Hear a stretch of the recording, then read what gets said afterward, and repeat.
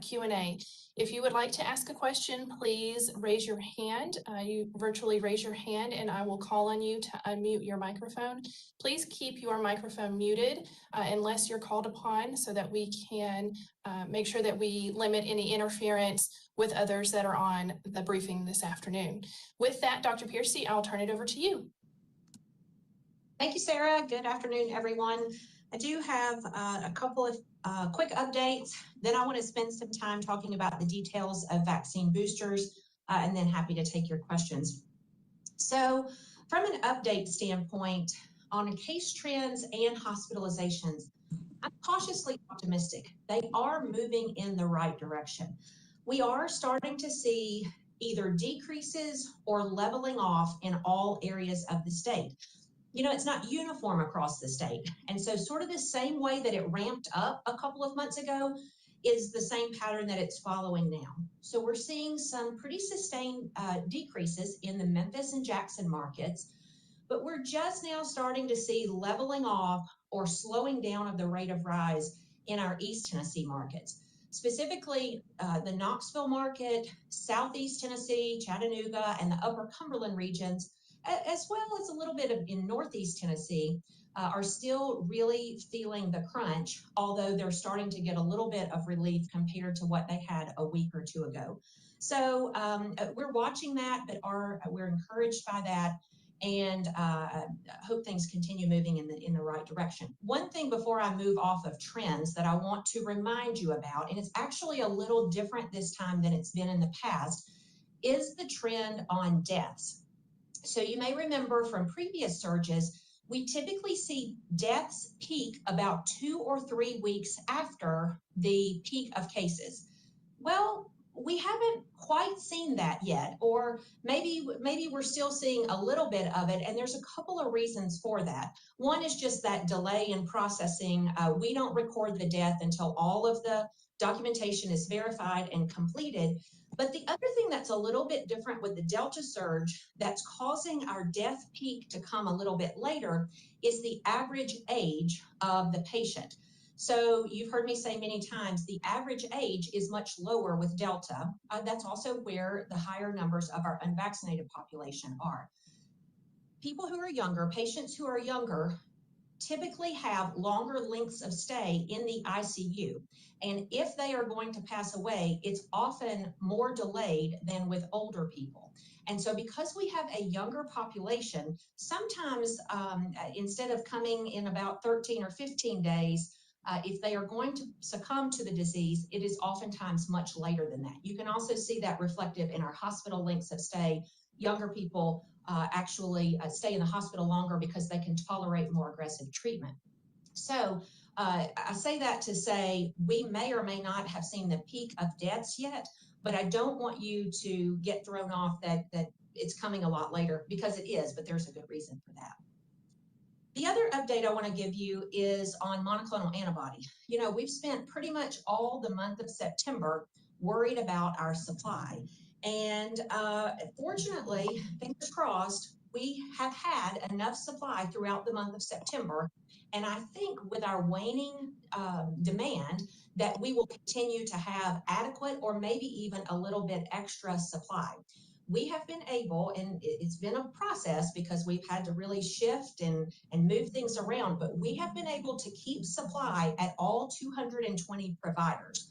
And we have also been able to keep sort of full lines of patients coming in and not had to use our prioritization criteria. So that's a good thing. I do expect that to continue.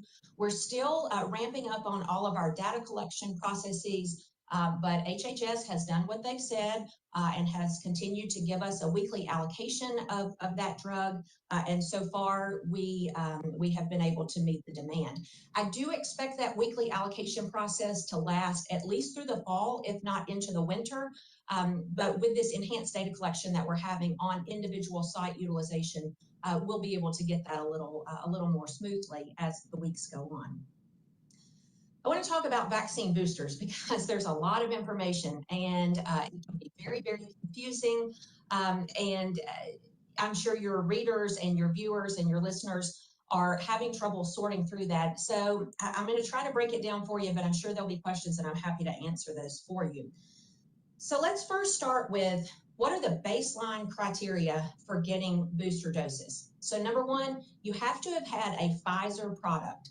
The only boosters that are approved right now are for Pfizer. So that's the number one. Number two, you have had to have both of your doses at least 6 months ago.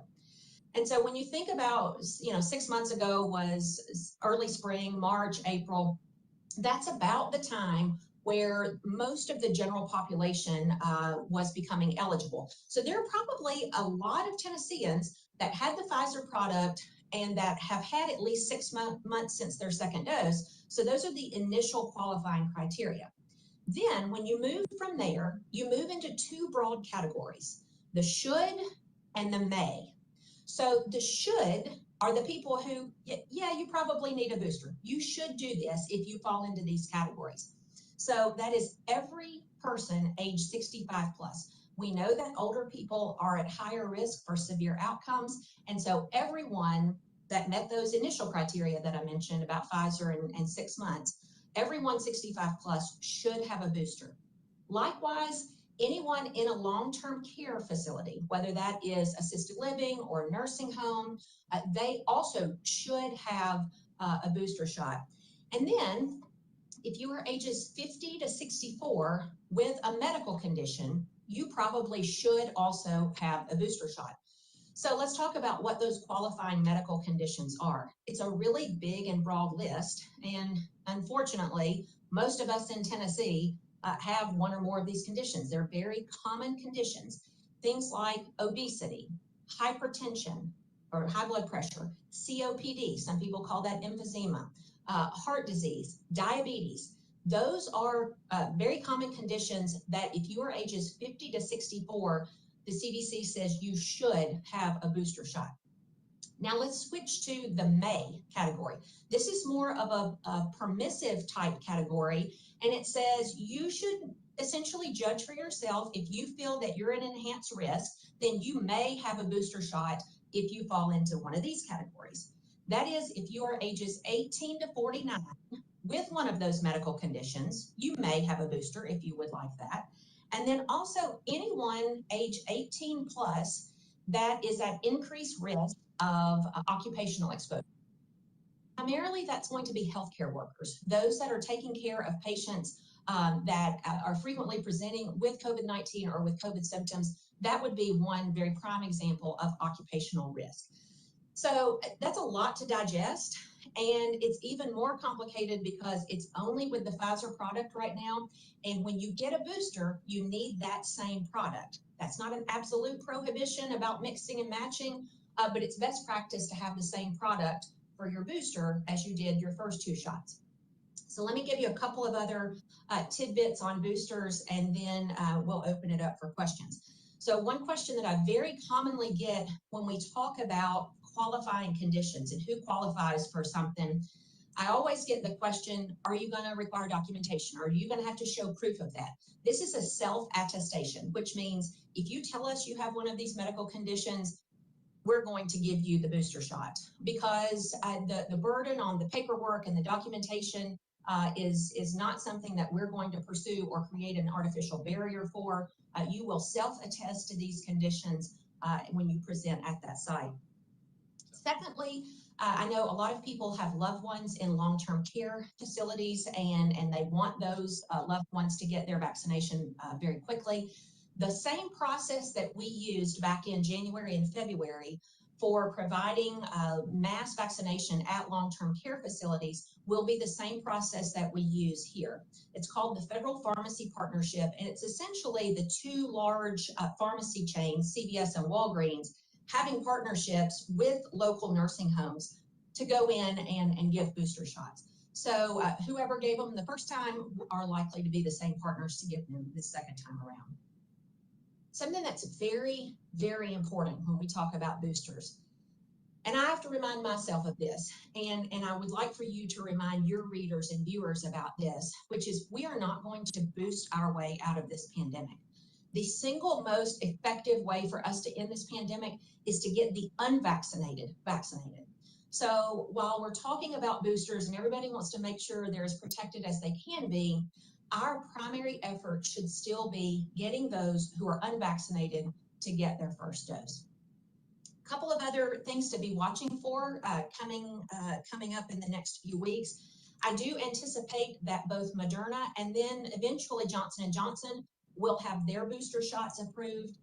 That probably will follow the same pattern as it did initially, where Moderna will apply for their EUA in the next 3 or 4 weeks for the booster shot. Same thing with Johnson & Johnson. But probably the biggest news in vaccine development that's coming up, I would estimate in the next 30 days or so, I don't really have any good eyes on that, but it's probably just in the next few weeks, is the Pfizer approval for ages 5 to 11. This will be the first vaccine we have for any child under age 12. And so obviously those are our school age children.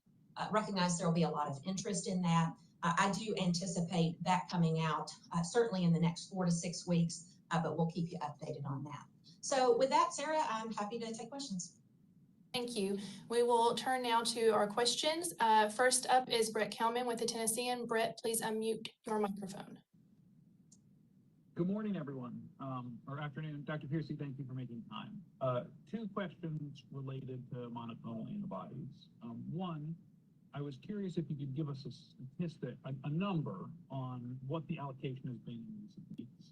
And 2, it is obviously fantastic news that we do not have a shortage and have not had to prioritize.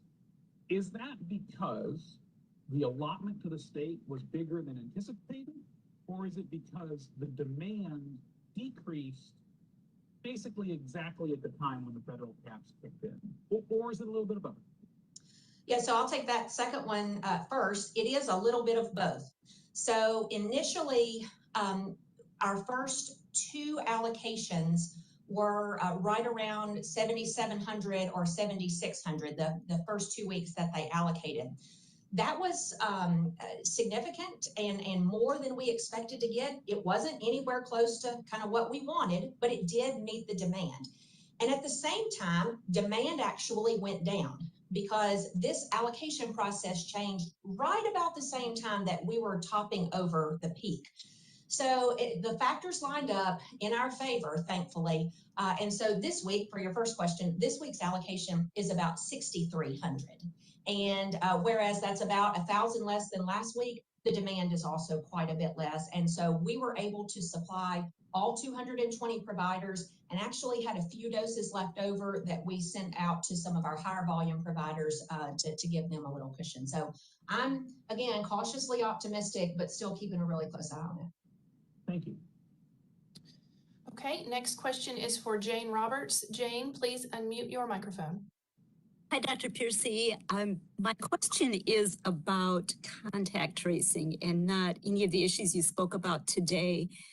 Can you tell me about what percentage the state is reaching now and how that's going? We don't hear very much about it. That's a great question, Jane. And I actually haven't gotten an update on our sort of, I call it the conversion rate. I don't know that that's the right term, but it's the one that we actually get in touch with and complete the whole process and sort of get them all the way through the process. Even pre-Delta surge, that number was much less than 50%. And what I'm hearing anecdotally, it's even lower now for a lot of different reasons. One is, do people answer their phone? And we have trouble with that. They know they're going to get called and have appropriate contact tracing, which is touch points daily or every other day. We have converted some of that to text messaging, which has helped with uptake. It's a lot more convenient to do that than to talk to somebody on the phone. So that's mitigated that a little bit. But the other thing that we deal with, and it's understandable, as compared to the beginning of the pandemic when people were very, very frightened and they wanted every drop of information that they could get, they're sort of much more comfortable with it now. And so they don't see as much of a need for contact tracing.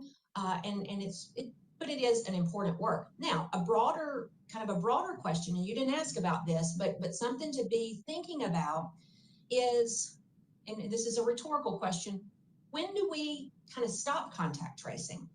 When in the process of the pandemic or when it moves to more endemic, Do we stop that altogether? You know, we don't do contact tracing with influenza.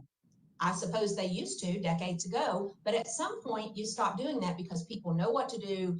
They call their contacts when they know they've been in touch with them and exposed them. So those are broad, high-level discussions that we as an industry are having, not just here in this state, but sort of as public health professionals. When do we transition from contact tracing every single case to just working specific outbreaks and then letting individuals do it themselves? So it's a good question, Jane. Thank you. Next question is to Amanda Chin with Fox 17. Amanda?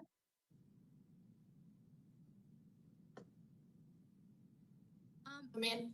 With regard to the monoclonal antibody treatment, if there isn't a lack of supply in the state right now, do you still recommend providers follow those NIH guidelines to prioritize those who are most likely to be hospitalized with the virus? And my second question is, what do you say to those who are fully vaccinated who feel like they were kind of pushed to the back of the line in regard to this treatment? Yeah, fortunately, those are mostly moot questions because we haven't had a reduction in supply. We tried to be very responsive when HHS signaled that we might have a shortage and already put those guidelines in motion, that they'll already have them once they have patients in front of them. Fortunately, as Brett was elucidating, the demand went down at the same time that this supply process changed, so we haven't had to enact that. Now, at the end of the day, every provider should always prioritize any medication for those at most risk. The only prohibition, absolute prohibition that we have and that any of our providers are following is that it cannot be used for post-exposure prophylaxis. So that basically is somebody is exposed, but they haven't tested positive yet. That is the only absolute prohibition, and hopefully, I'm optimistic that supply is going to hold and that we're not going to have to do any other prioritization for the foreseeable future. Thank you. Next question is for Kelly Roberts with WMC TV in Memphis. Kelly? Hey there, thanks. So a couple questions just about vaccines. I guess just first about that booster. I know last week some public health officials in Memphis with some of our public sites kind of since that FDA approval came down, they said they were waiting for kind of final word and guidance from the state. I mean, at this point, can someone with those should and those may categories that you kind of laid out, I mean, can they show up and ask for that third shot, you know, if they have all that criteria right now, you know, here in Memphis and our public sites? And also, as some of these pandemic indicators have gone down, have you seen the vaccination rates kind of start to head back down as well? I know we saw an uptick during the large Delta surge. Sure. Yeah, those are great questions. So as far as where you can get the booster shot, it is available and authorized anywhere in the state. I can't speak to individual providers' policies, but every provider has full permission from the state to use the CDC and the FDA's guidance, the ones that I've already gone through today, to give that booster to anybody who presents there. The state will not be issuing any specific guidance. We will just sort of parrot, for lack of a better word, what the CDC says. If there are providers, and I actually talked to some on Monday when I was in Memphis doing some site visits, who said that it might be helpful for the state to do that. So we're working on just sort of making this a little bit clearer because it's a lot of information for any of us to sort through. But there's not going to be any specific state guidance that differs from CDC or FDA. And your second question, I have forgotten. I should have answered it first. Go ahead. It's okay. Basically, just seeing if you could just highlight kind of what vaccination rates look at this point. I know we did see an uptick during that large surge over the last couple months. That's right. Yeah, that's a good question. We were looking at those numbers this morning. We have seen a decrease in vaccine uptake over the last couple of weeks, and that's pretty understandable. The surge is sort of on the downside now, and so are vaccines. I think, we had some really good uptake over the first few weeks of the surge, and so we'll see those people come back for second doses. And I will still see some continued momentum, but we are down from where we were the last 2 or 3 weeks. Next question is to Blake Farmer. Blake? I apologize because I try to only ask one question, but here's two. One is about the governor's executive order, which I believe is set to expire, the 5th of October, related to masks in schools. What has been your recommendation for what the governor should do sort of going forward as things change related to schools, COVID in schools? You're smart to ask your questions one at a time, and so I'll take that one. Governor and I speak frequently about masks. He knows that from a medical standpoint, they are an effective tool. We also both recognize that there's not a lot of appetite for mandates, essentially none for government mandates. So I have no insight into how he's going to handle the upcoming expiration of the executive order, but it's clear, and he said it on multiple occasions, masks do work, and if you want to wear a mask, you should be able to wear a mask. Okay.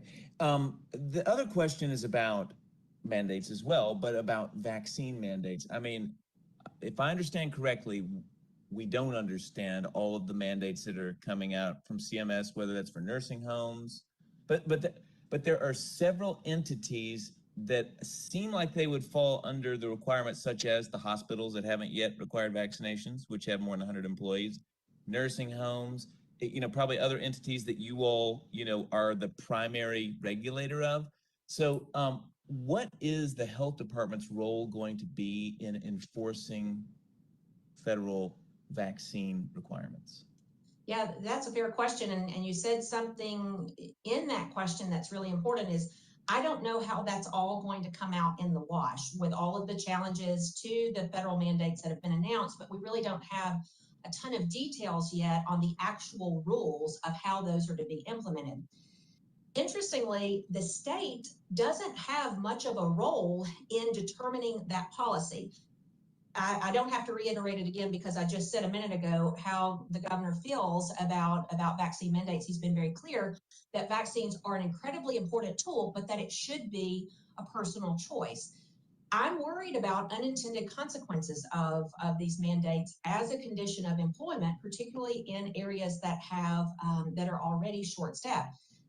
That's not part of the state health department's purview. That is the federal government's purview. We do survey on behalf of the federal government, but we have to use their rules and survey by their standards. And so if and when that time comes, we'll execute our duties just as we're supposed to. Well, sorry for one follow-up, and that is to put a fine point on it. Yeah, I mean, the CMS inspectors, at least from my experience, they essentially are Tennessee Health Department employees, right? Will you have them enforcing a vaccine mandate that comes from CMS? It would seem I'm hearing you sort of say yes, but maybe I don't know. Help me out. No, the answer is yes. As state surveyors, we are a proxy for the federal government. So we just essentially are here on the ground and we survey on behalf of our federal partners. We don't get to make the rules or change the rules. So whatever the ultimate rules are from CMS, our state surveyors will have to survey on those standards. Okay, thank you. Next question is to Marta Aldrich with Chalkbeat. Marta?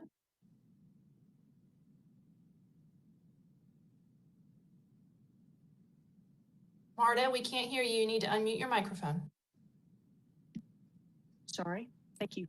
You mentioned the big development on the horizon is vaccine approval for school-age children. You also mentioned that getting unvaccinated people vaccinated is the best way to end the pandemic.